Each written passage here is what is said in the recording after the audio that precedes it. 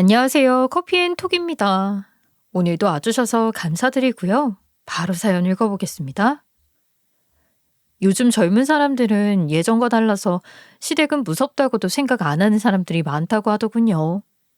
저 때만 하더라도 시어머니의 말은 하늘과도 같았는데 요즘에는 시자만 붙어도 싫어한다고 말이죠. 저도 초반에는 며느리와 아들이 오붓하게 지냈으면 하는 바람에 며느리와 멀어져서 지내려고 했어요. 며느리는 아들의 배우자이지 내가 부리는 사람이 아니라고 생각하면서 말이죠. 사실 속마음은 저도 며느리와 친하게 지내고 같이 차 한잔 마시는 그런 날을 꿈꾸고 있었지만요. 그래서 며느리와 거리를 두려고 무척이나 애를 썼어요. 그런데 무작정 거리를 벌리는 것이 그리 좋은 것만은 아니라는 것을 깨달았습니다. 다들 제 사연을 들으면 시어머니와 며느리의 관계도 이렇게 특별한 관계가 될 수 있구나 싶을 거예요. 저도 그걸 여러분께 알려드리고 싶고요. 엄밀히 말하면 며느리는 우리 집안 사람과는 전혀 관련이 없는 사람이지만 그래도 이제는 한 식구가 되었으니 가족이잖아요. 그런 마음으로 예전과 달리 돈독해질 수 있었던 것 같아요. 이번에 겪은 한 사건도 크게 한몫했고요. 그래서 그 이야기를 한번 전해드릴까 싶어서 이렇게 사연을 보내봅니다. 제 아들은 42이라는 적지 않은 나이까지 미혼으로 지냈어요. 아들의 직업은 카메라 감독인데 방송국에서 일을 하고 있어요. 방송국 다닌다고 하면 다들 돈 많이 벌고 좋은 여자들 많이 만나겠네 하시지만 전혀 그렇지도 않아요. 워낙 현장으로 나가는 일이 많기도 하고 나갔다 하면은 몇 날 며칠은 밤을 새우고 들어오니 여자랑 사귈 시간도 없어 보였죠. 물론 전쟁통에도 사랑은 하고 로맨스는 있다고 하지만 그것도 옛날 생각이더라고요. 아들이 진득하게 누군가를 만날 시간조차 없는 현실을 뻔히 아는데 제가 나서서 뭐라고 할 수는 없더군요. 하지만 속마음은 이랬습니다.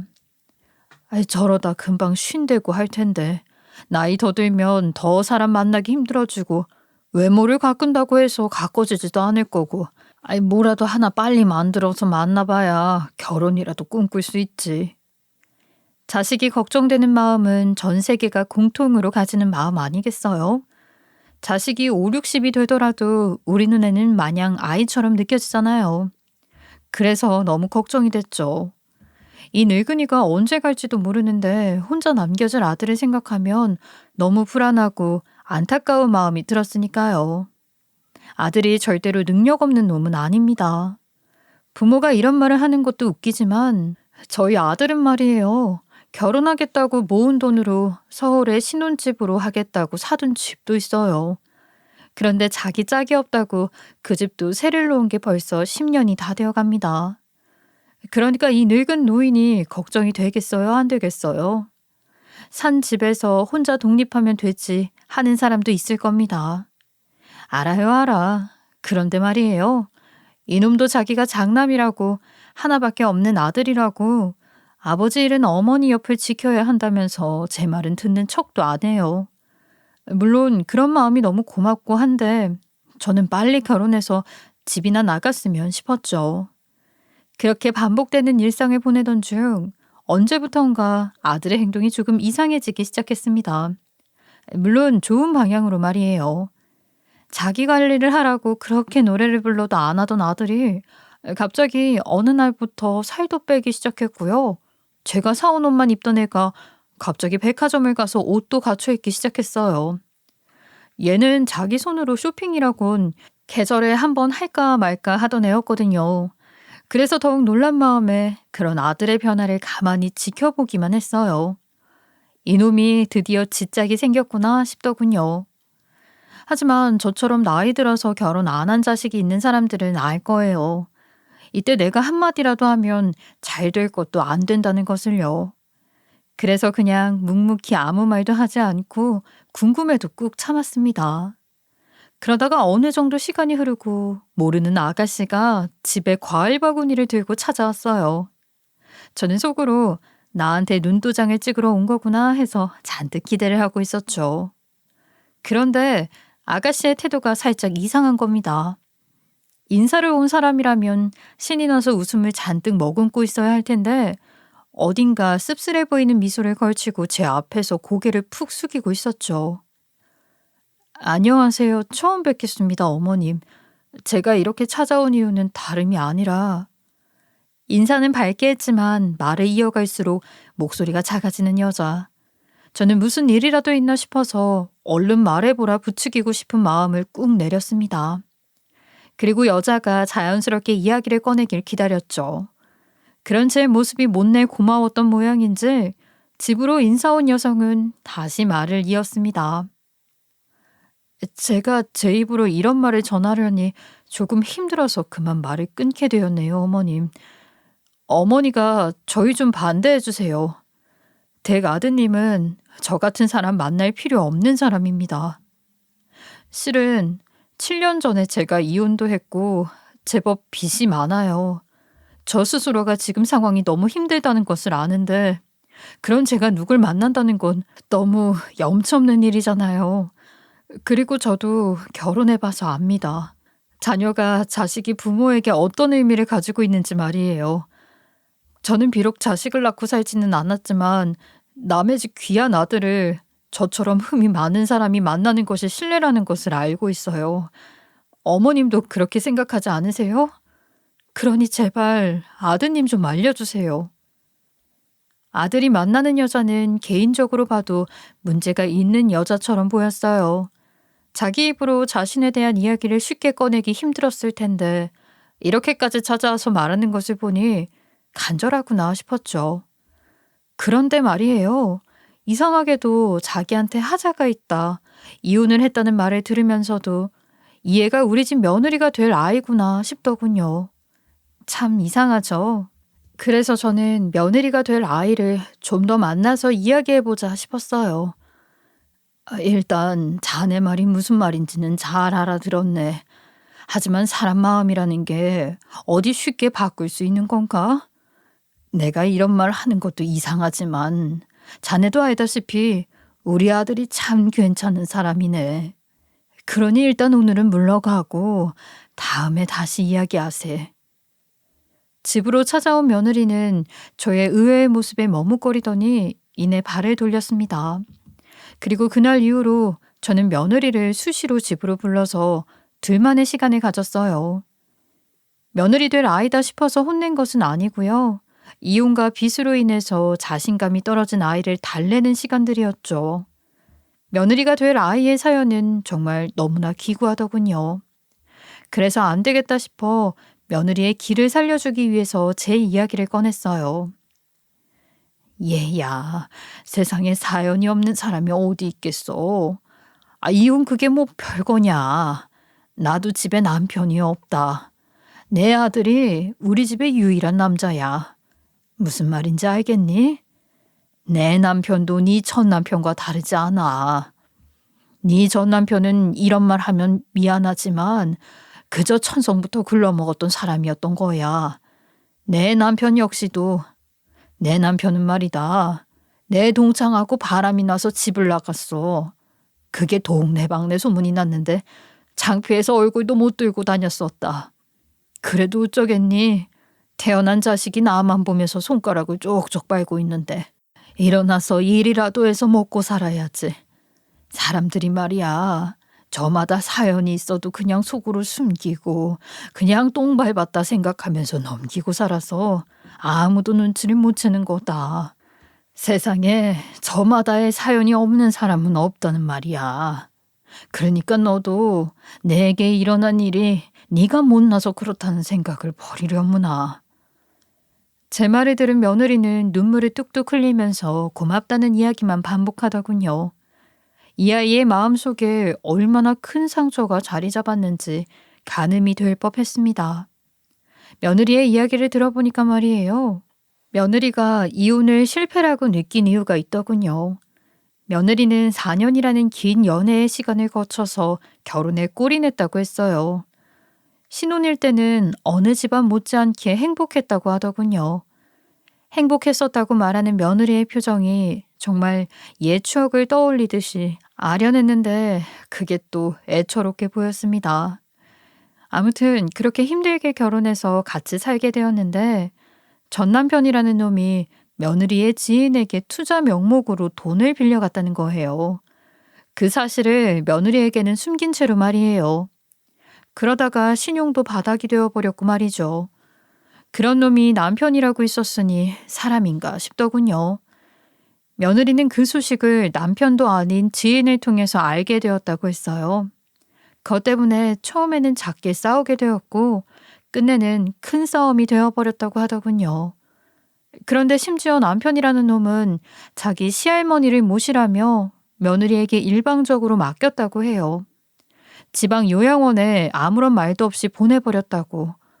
아무것도 모르던 며느리는 남편이라는 가장 가까운 가족에게 뒤통수를 맞은 거죠. 그 뒤로는 가족부터 주변 지인들까지 싹 다 잃게 되었다고 하더군요. 아무래도 부부라는 것이 그렇죠. 한쪽이 잘못해도 다른 한쪽이 절대 그 일에 가담하지 않았다고는 할 수 없잖아요. 그렇게 며느리는 주변 사람들에게 신뢰를 잃어갔던 겁니다. 그런 사연이 있는 아이인데 참 너무나 안타까운 마음이 들더라고요.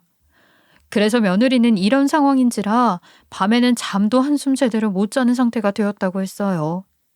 그러니 어떻게든 돈이라도 벌어서 빚이라도 처리해보자 싶어서 나간 것이 제 아들이 있던 야외 촬영 현장이었고요. 그렇게 열심히 하는 모습이 어쩌다 아들의 눈에 들어가게 된 거고 아들이 그런 며느리의 모습에 반하고 결혼까지 결심하게 되었던 겁니다. 그래서 저는 며느리의 손을 쓸어주면서 다시 한번 말했어요. 세상 어느 누구도 자신의 삶이 성공적인 삶이라고 말하기 힘들 거다. 네가 겪어온 일이 평범하지는 않은 일이지만 그게 너의 잘못은 아니야. 네 삶을 실패라고 생각하지 마라. 앞으로 살아갈 날이 얼마나 많은데 지금부터 실패라고 하니? 네가 겪은 일들은 그저 삶의 한 과정일 뿐이야. 알겠지? 제 말에 다행히 며느리는 용기를 얻은 듯이 보였어요. 그리고 눈물을 닦으며 우리 아들과 진지하게 교제를 시작해보겠다고 말하더군요. 저도 그런 며느리의 말에 너무 기뻤던 것 같아요. 드디어 우리 아들이 괜찮은 사람과 함께 생을 보내겠구나 싶었거든요. 그래서 저는 아들과 살던 집을 정리하고 시골로 내려갈 준비를 했어요. 하루는 아들을 불러서 조용히 말했죠. 아들, 네가 결혼하면 이 엄마는 너희 옆에서 멀어지려고 한다. 예전부터 말했지만 내 꿈은 시골로 내려가서 조용히 강아지 한 마리와 텃밭이나 가꾸는 거야. 여기 이 돈은 네가 신혼집 구할 때 써라. 네가 신혼집으로 쓰려던 집은 지금은 너무 낡았어. 그러니까 새로 마련해서 새아가랑 잘 살아보렴. 엄마 말이 무슨 말인지 알지? 아들은 조용히 봉투를 받으며 그저 고맙다는 말만 건네주었습니다. 그런 아들의 모습을 보면서 아직 아기 같던 놈이 어떻게 이렇게 컸나 싶더군요. 하지만 역시나 자식이 내 품을 떠나서 날아가는 것은 마음 한구석을 허전하게 만들었어요. 저는 아들에게 말한 날 이후 친척들이 지내고 있던 시골로 내려와서 지내게 되었어요. 사실 제가 이렇게 빨리 자리를 비운 것에는 이유가 있었습니다. 며느리 될 아이는 이전에도 원치 않게 시할머니를 혼자서 돌봤다는데 거기에 나를 돌보라는 짐을 넘기고 싶지 않았어요. 저는 며느리가 이제는 더 이상 아무 신경 쓰지 않고 즐거운 신혼을 보냈으면 했거든요. 이제는 며느리도 내 자식처럼 느껴졌죠. 그렇게 늘 좋기만 하던 며느리와 처음으로 갈등이 있었던 사건이 있습니다. 7해 전에 보았던 손주를 유학 보내겠다는 거예요. 그것도 먼 외국으로 말입니다. 저는 너무나도 어린아이를 유학에 보낸다는 말에 크게 분노했어요.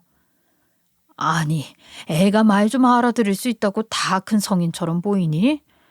겨우 해봤자 이제 가나다라 정도나 뗄 나이다. 아무리 우리가 하는 말을 알아듣는다고 해도 7살이 17이 될 수는 없어.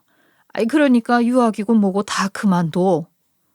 하지만 며느리의 생각은 달랐죠. 어머님, 무작정 화만 내지 마시고 들어보세요. 요즘에는 문화가 다른 세상을 일찍 경험하는 게 좋대요. 그래야 빠르게 변화하는 시대를 받아들일 수 있다고요. 그리고 제 자식입니다. 어머님 손주이기 전에 제가 제 배에서 10달을 품어온 아이예요. 그러니 어머님도 이번만큼은 제게 져주면 좋겠어요. 딱 잘라서 말하는 며느리. 그런 며느리의 모습에서 배신감도 느꼈지만 며느리의 말이 아주 틀린 것도 아니었습니다. 자기 자식이 잘 되게 만들겠다는데 결정권도 없는 할머니가 고집을 부려서 뭐 하겠나 싶었죠. 그래서 그 뒤로는 손주에 대해서 이런 방구도 하지 않았어요. 제가 잔뜩 화가 났다는 사실을 알면서도 며느리는 끝내 손주를 먼 외국으로 떠나보냈고요. 저는 괜히 혈압만 오르는 것 같았어요. 그러다가 손주가 외국을 나간 지도 벌써 4년이라는 시간이 지났을 무렵이었어요. 대뜸 찾아온 며느리는 제게 이렇게 말했습니다. 어머님, 어머니 손주 이제 한국으로 데려오려고요. 이제 외국도 충분히 알았겠다. 한국에서 수능 준비해야죠. 저는 너무나 간단하게 말하는 며느리의 태도에 혹시나 외국에 있는 손주에게 문제라도 생긴 건가 싶어서 걱정되는 마음에 입이 먼저 움직였어요. 아이 왜? 손주가 외국이 힘들대? 적응하는 게 그리 힘들다든? 아니, 간지 몇 년이 되었다고 이제서야 한국을 들어온다고 난리냐. 혹시 다른 문제라도 있다고 하니? 그럴 수도 있죠. 다 큰 어른도 외국을 나가면 아이처럼 되는 세상인데 막상 나가고 보니 적응을 못하거나 주변 친구들과의 관계에 문제가 있는 경우가요. 혹시나 싶어서 더 자세하게 물어보았지만 며느리의 대답은 하나였습니다. 아이, 그런 건 아니고요. 저도 아이를 길게 외국에 있게 할 생각은 없었어요. 그냥 문화 체험도 할 겸 해서 잠시 보냈었던 거니까요. 그래서 이제는 데려오려고요. 너무 크게 걱정하지 않으셔도 돼요. 무슨 문제가 있었던 건 아니니까. 근 10년이 지나서 제대로 손주를 마주하려니 괜한 노파심이 되더군요. 손주랑은 외국에 있는 4년 동안은 거의 만나지도 못했어요. 무슨 영상통화를 하면 된다고 하지만 나이 먹어서 그런 것들이 어디 쉬운가요? 외국에 있는 손주와 이야기를 하기 위해서는 컴퓨터를 사용할 줄 알아야 한다는 말에 센터에 찾아가서 배워도 봤지만 실력도 크게 늘지 않아서 긴 대화를 나누기도 어려웠고요. 말을 주고받고는 했지만 막상 이렇게 만난다고 생각하니 걱정이 되는 것이 한두 가지가 아니었습니다. 너무 이른 나이에 한국을 떠나면 한국어를 제대로 하지 못하는 아이들도 있다는데 우리 손주가 그런 거 아니야? 혹시 외국으로 나가서 나쁜 물이 되진 않았을까? TV 보니까 외국에서 질 나쁜 친구들이랑 사귀는 경우가 많다던데 우리 손주는 괜찮으려나?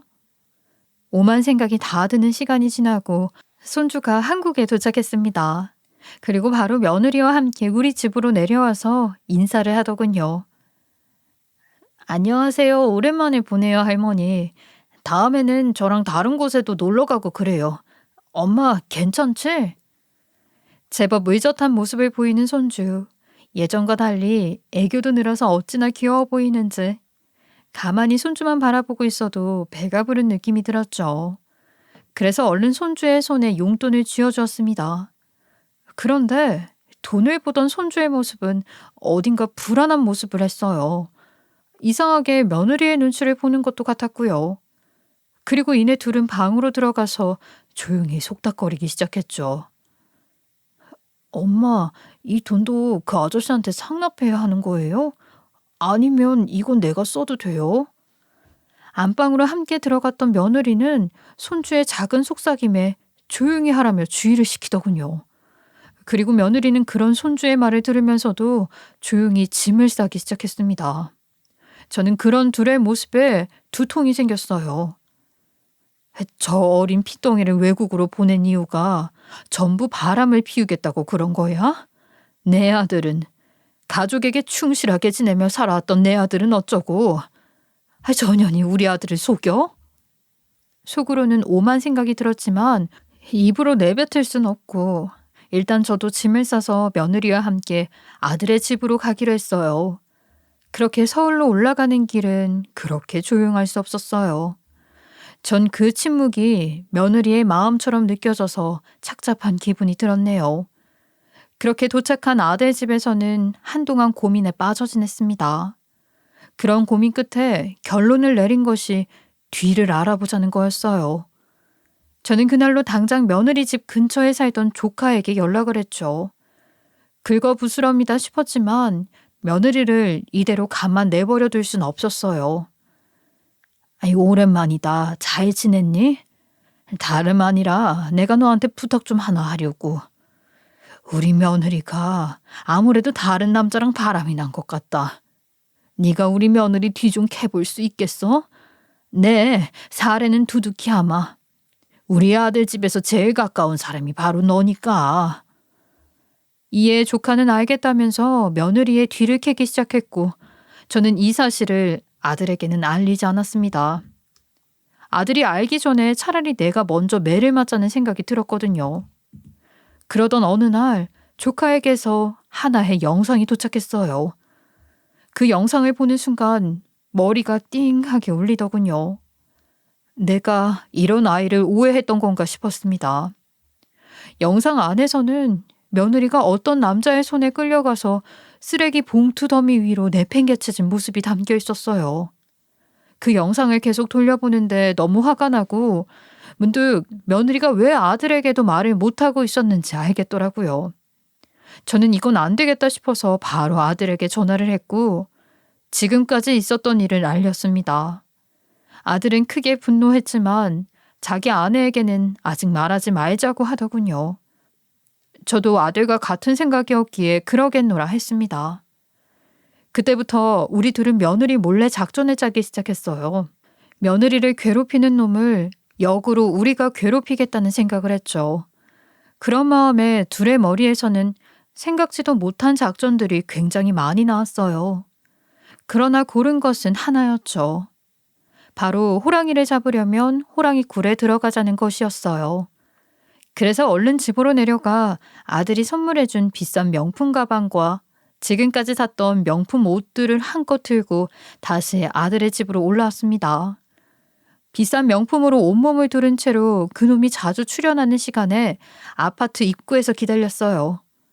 조카는 여전히 며느리의 뒤를 캐고 있었고 조카의 말에 의하면 항상 일정 시간에 거의 매일같이 아파트 앞으로 찾아왔다고 했거든요. 아니나 다를까 오늘도 그놈이 아파트 입구에서 전화를 걸고 있는 거예요. 그 전화의 주인공이 누구일지는 너무나도 뻔했기에 화가 머리끝까지 차올랐지만 꾹 참으며 기다렸습니다. 그리고 제 옆으로 다가오는 그놈을 실수인 척 밀쳤죠. 남자라는 놈이 노인의 작은 힘에도 털썩 주저앉더군요. 그러고는 앉아서 내 행색을 이리저리 살펴보더니 견적이 나왔다 싶었는지 옷을 툴툴 털면서 말했습니다. 아이고 아야, 사람 죽네. 사람 죽어. 뭔 놈의 노인네가 이렇게 힘이 좋아. 동네 사람들 여기 노인이 사람 잡는다. 사람 잡아요. 그런 그놈의 모습이 가증스러웠지만 참고 아들이 알려준 대로 연기를 했습니다. 아니, 젊은 양반이 왜 그런데요? 그러지 말고 우리 조용히 해결합시다. 이 늙은이가 힘이 없어서 제대로 못 걸었다오. 그러니까 이렇게 소리치지 말고 그 무엇이다냐. 그래, 합의. 우리 합의로 해결 봅시다. 네? 여기 우리 아들이 사는 곳이라서 큰 소리 내면 안 됩니다. 그러니까 우리 합의로 해결해요. 저는 떨리는 척하며 목소리를 최대한 겁을 잔뜩 먹은 듯이 냈어요. 그런 제 모습에 그놈은 속아 넘어갔는지 싱글벙글해서 아주 난리가 났더군요. 그러더니 품 안에서 자기 명함을 꺼내면서 제게 건네는 거예요. 며느리도 어느 날 봤던 그 껍데기뿐인 명함이겠죠? 그러고는 갑자기 이런 이야기를 꺼냈습니다. 어이, 보아하니 노인네가 돈이 많은 모양이죠? 일단 합의는 됐고 내 이야기 좀 들어보슈. 내가 말이야 사업을 하나 하고 있는데 이게 수익이 엄청 괜찮거든요. 노인장 아들이 있다고 했죠? 그런데 지금 시대가 뭐야? 황금 만능주의 아니야? 아들이랑 잘 살고 싶잖아요. 내가 돈 좀 만질 수 있는 큰 건수가 하나 있거든. 그래서 말인데 나한테 투자 한번 해보지 않겠어요? 내가 섭섭지 않게 챙겨줄게. 전 그런 남자의 말에 빠져드는 듯이 행동했어요. 어머머, 아이 정말요? 정말 이 늙은이도 쉽게 돈을 벌 수 있는 방법이 있다고요? 그렇다면 저 그 투자 하겠습니다. 아이 마침 남편이 남겨준 유산이 좀 있었는데 그걸로 투자하면 되겠네. 아들이 아파트를 사면서 빚도 많이 내서 고민했거든요. 그런데 유산이라는 게 그냥 괜히 다 쓰기도 그렇고 아예 어떻게든 재테크 같은 거라도 해보겠다 싶은 참이었거든요. 이렇게 만난 것도 다 필연이었나 보네요. 그럼 혹시 이거 다른 사람한테도 이야기해도 되나요? 제 친구들이 지금 투자처를 찾고 있는 애들이 많거든요. 그래서 걔들한테도 좀 알려주고요. 제가 생각보다 큰 반응을 보이자 혼자서 신이 나서 이것저것 설명하기 시작했죠. 사실 제게 남편이 남겨주고 간 큰 유산도 그런 투자처를 찾는 친구도 없었어요. 이 모든 것이 다 연극이었으니까요. 그런데 뭣도 모르고 돈 많은 노인네가 자신의 말에 제대로 걸려들었다 싶으니까 아주 있는 거짓말 없는 거짓말 다 하더군요. 일단 저는 그와 한 대화를 아들이 가르쳐준 대로 녹음을 했고 며칠 뒤에 다시 만나기로 했어요. 얼마 뒤에 만난 그놈은 그날과 달리 아주 번쩍거리는 옷을 입고 자리에 나왔더라고요. 함께한 자리에는 아들이 직접 섭외한 배우 몇몇이 함께 동원했죠. 다들 배우답게 연기를 아주 실감나게 하더군요. 갑자기 이렇게 대거 투자자가 나서니 남자는 표정 관리가 전혀 안 되었어요. 나중에 배우들과 이야기한 자리에서 세상 저렇게 얼굴에 티가 다 나는 사기꾼은 처음이에요 하는 말을 할 정도로 말이죠. 그만큼 실룩거리는 입술을 참을 수 없었나 봅니다. 일단 투자 조건으로는 공장이 확보가 되는 것이 첫 번째입니다. 저희도 크게 투자를 하는 마당이니 어느 정도 믿을 만한 조건이 있어야 되지 않겠어요? 그러니까 공장 확보부터 먼저 해주시죠. 그 증거를 보여주시면 여기 계신 분들 전부 투자를 결정하겠습니다.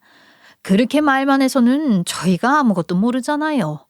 이익이 날지 손해가 생길지 저희는 제품까지는 보고 돈을 쓰려고요. 은근슬쩍 우리가 계획했던 대로 조건을 내밀었고 남자는 고민하는 척하더니 알겠다고 하더군요.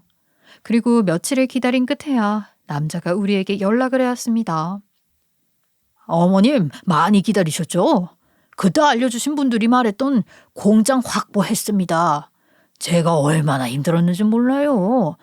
있는 대출 없는 대출 다 땡겼다니까요. 그러니까 우리 계약하는 거죠. 그쵸? 하지만 섣불리 공장을 확보했다는 증거를 내주지 않더라고요. 아니 이렇게 말로만 공장을 확보했다고 하시면 어떻게 합니까?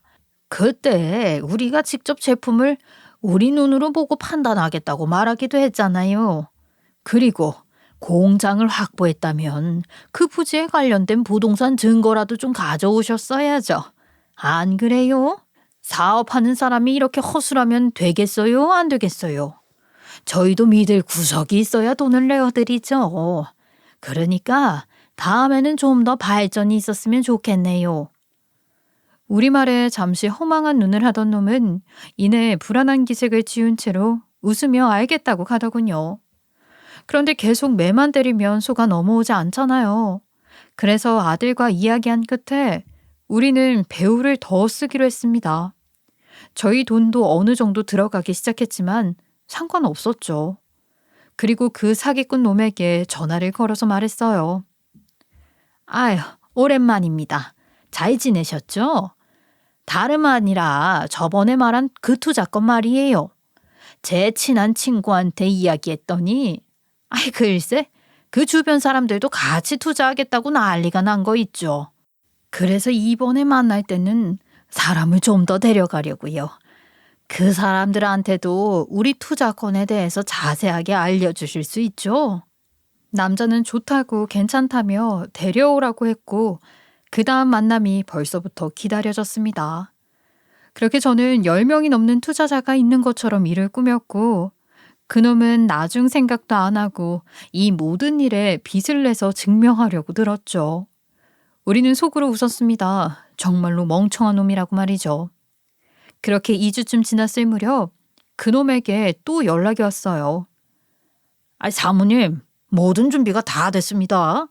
이제 나와서 자료 한번 같이 훑어보시죠. 저는 남자가 건넨 자료를 모두 보았고 남자는 멍청하게도 자기가 이만큼이나 빚을 내서 이걸 마련하느라 힘들었다며 오만 생색을 다 내더군요.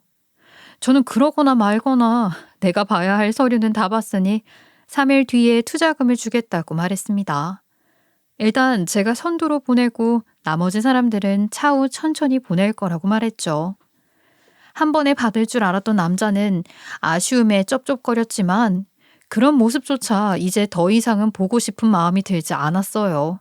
우리 가족이 이제 더는 고통받지 않고 살 수 있겠구나 하는 생각에 더 힘을 내기로 했죠. 그렇게 투자금을 주기로 한 날이 찾아왔어요. 투자금은 우선 저 혼자만 보낸다고 했지만 이날에는 모두가 와서 자료를 볼 거라고 했기에 남자는 한껏 기대에 찬 모습으로 약속 장소로 들어오더군요. 그런데 저 혼자서 약속 장소에 도착하니 그놈은 못내 당황한 눈치였습니다. 사모님, 다른 투자자분들은 다들 어디 가시고 혼자 오셨습니까? 저번에 오늘은 모두 모여서 일단 제가 만든 자료를 한번 살펴보고 투자 계약서에 도장 찍으신다고 하셨잖아요. 이건 말이 틀리지 않습니까?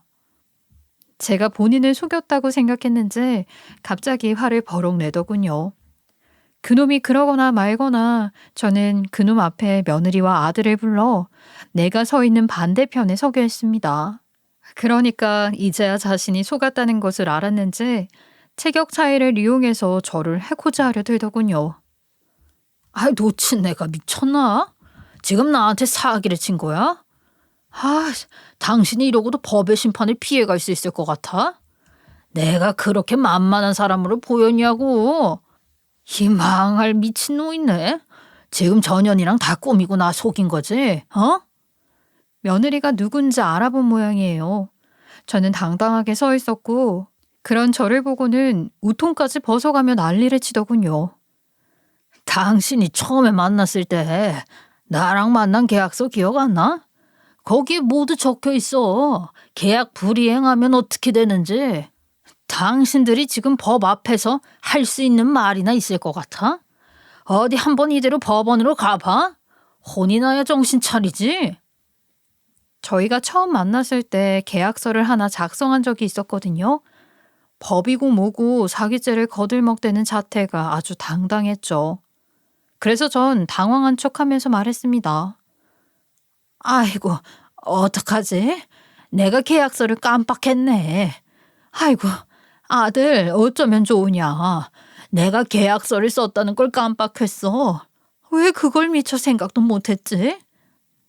그러자 그놈은 기세가 등등해져서 제 앞에서 계약서를 꺼내 이리저리 흔드는 겁니다. 하지만 거기에는 있어야 할 것이 없었죠. 아들과 저는 깔깔 웃으면서 그놈을 비웃었습니다. 야, 너는 회사는 다닌 적 있냐? 너 제대로 돈 벌어본 적도 없지? 그러니까 그렇게 멍청해서 사기도 제대로 못 치고 다니지. 너한테 넘어가는 놈들은 팔푼이지. 네가 흔들고 있는 계약서를 다시 봐봐. 그 어디에 우리 어머니 사인이 남아있나? 회사 한번 다녀보지 못하고 계약서라고는 한번 써보지도 못하는 놈이. 뭐? 투자? 너 투자라는 말이 뭔진 아냐? 투자가 뭔 줄은 알아? 아이고, 저렇게 머리 텅텅 빈 사기꾼은 처음 보네.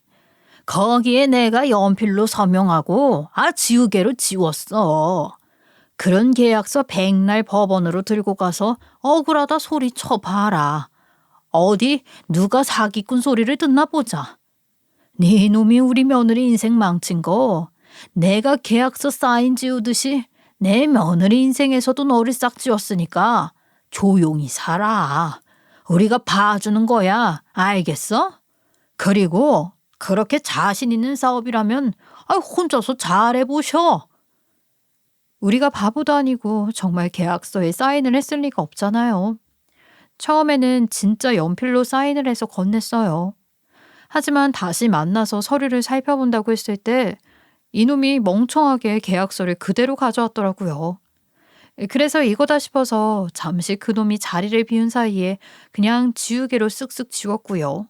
돌아온 놈에게 서류들을 건넸지만 그놈은 뭐가 잘못된 건지도 모른 채 싱글벙글 웃으면서 이야기만 하고 돌아갔죠.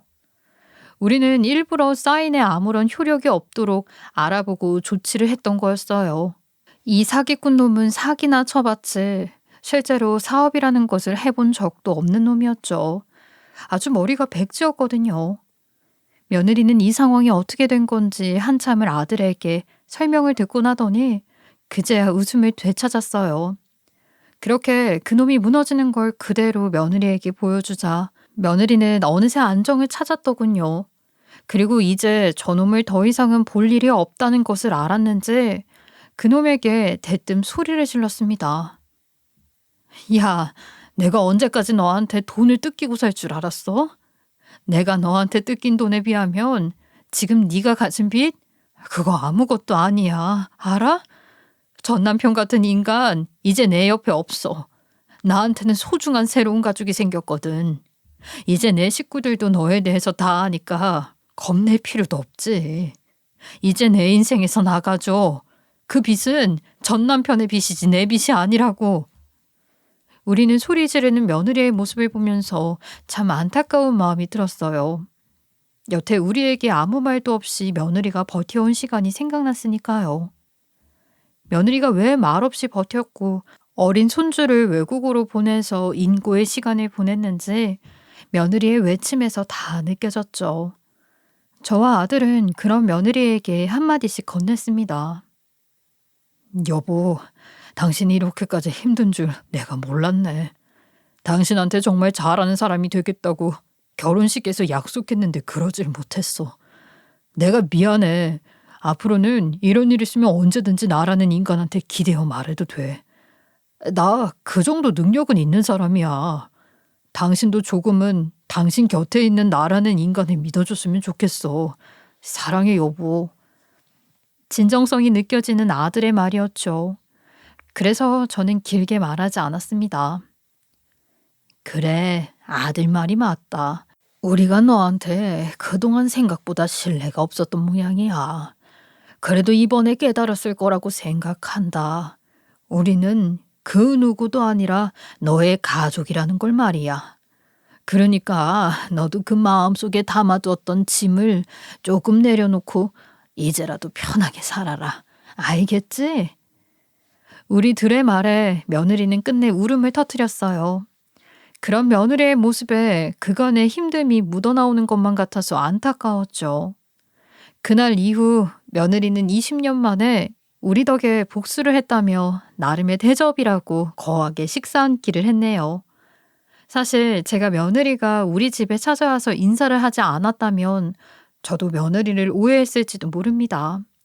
며느리가 찾아오고 자주 마주치고 이야기한 덕에 며느리의 사정을 알고 있던 제가 더 깊은 오해를 하지 않을 수 있었죠. 거기에 조카가 보내준 영상을 봤을 때 떠오르는 인물이 딱 며느리가 말했던 사기꾼밖에 없더라고요. 단박에 그놈이 누군지 알았던 거죠. 그래서 투자로 그 사기꾼에게 다가간 거였고요. 물론 그놈이 제 입으로 투자 거리면서 말을 다 했지만요. 아무튼 며느리와의 시간 덕분에 사건의 흐름이나 그놈의 전적에 대해서 파악할 필요가 없었으니 며느리와 보냈던 그 시간들이 참 소중하게 느껴졌습니다. 이후에 며느리는 이렇게 말했어요. 이 모든 행복이 어머님이 주신 것 같아요. 전에 결혼을 실패했을 때 제 주변 사람들은 전부 제 탓만 하기 바쁘고 다들 제 마음은 신경도 쓰지 않았거든요. 그래서 저도 더욱 전 남편을 떼놓고 살지도 못했고요.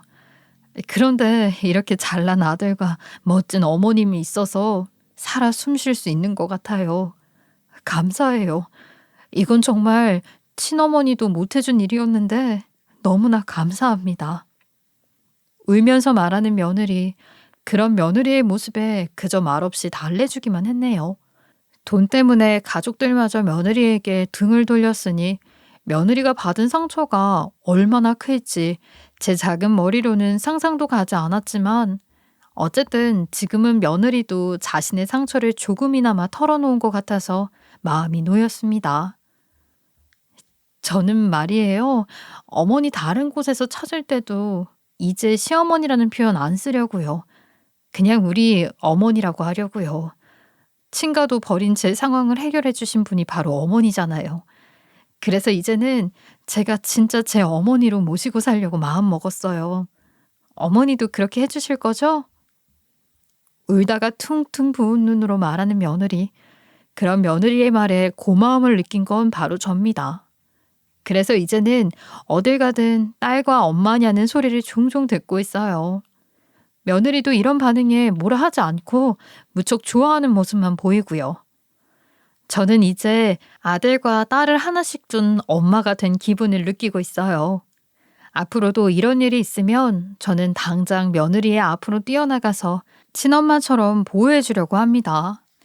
여기 계신 모든 분들도 가족과 함께 행복한 삶을 사시길 바라며 비루하지만 제 이야기 들어주셔서 감사합니다. 지금까지 커피앤톡이었습니다. 오늘도 끝까지 함께 해주셔서 감사하고요. 다음 영상으로 또 찾아뵙겠습니다.